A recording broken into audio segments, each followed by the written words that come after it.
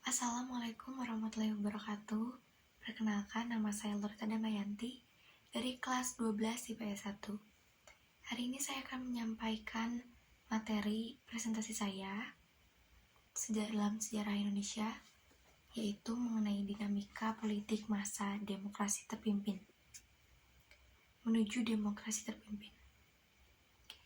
Pada masa demokrasi liberal 1950 sampai 1959, sebelum terbentuknya demokrasi terpimpin, banyak sekali partai-partai yang saat itu bersaing untuk saling menjatuhkan.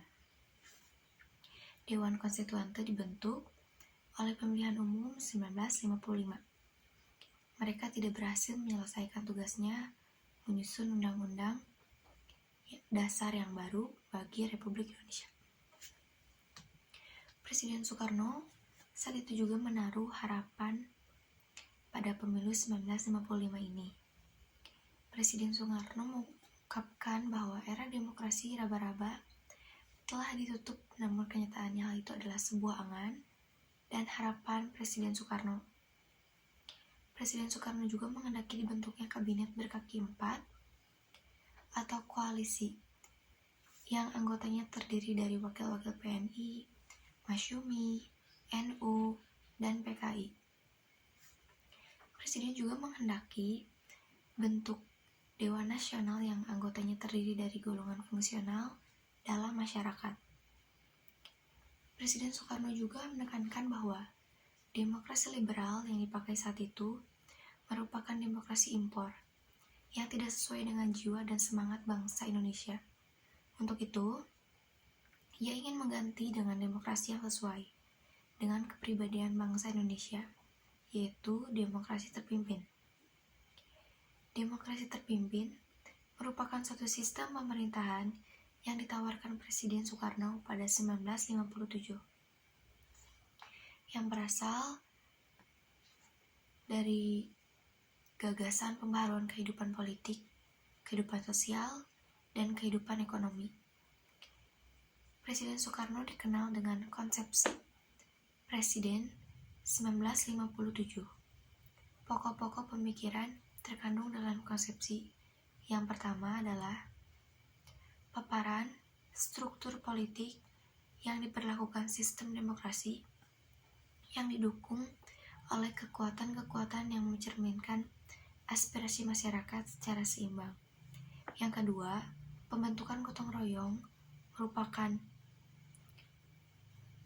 berdasarkan imbangan kekuatan masyarakat yang terdiri atas wakil partai-partai politik, kekuatan tergolong politik yang baru yang diberi nama oleh Presiden Soekarno, golongan masyarakat atau golongan karya.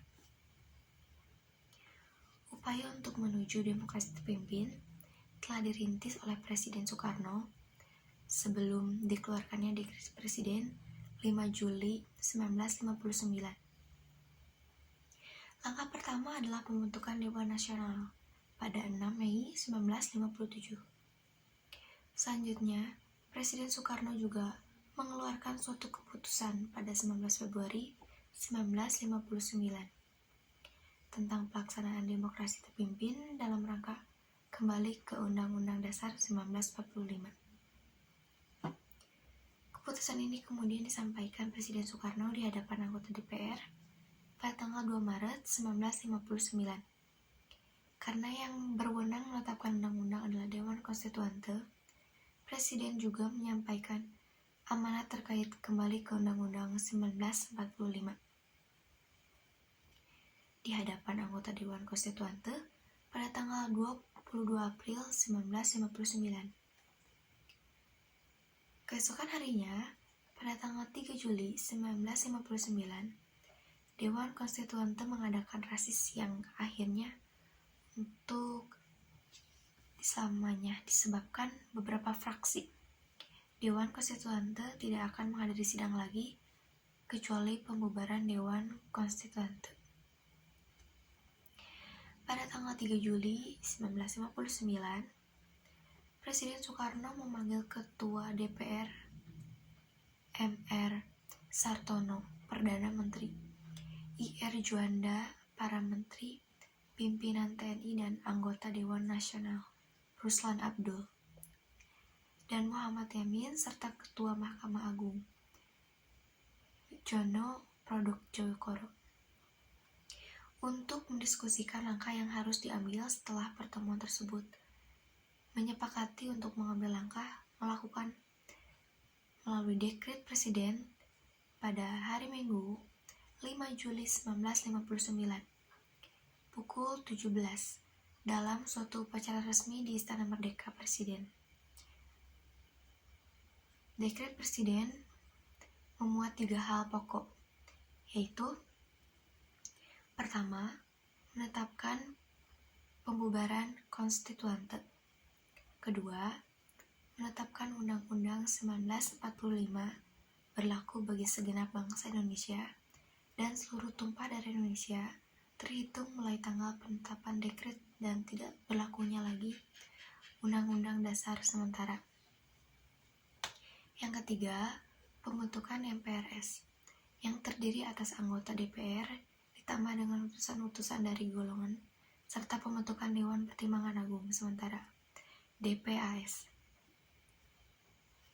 Dekret juga mendapat sambutan baik dari masyarakat yang hampir 10 tahun merasa langka, tidak stabil, dan hidupkan politik, maka berharap dengan dekret akan tercipta suatu stabilitas politik responding yang menerapkan dan diperkuat oleh Mahkamah Agung.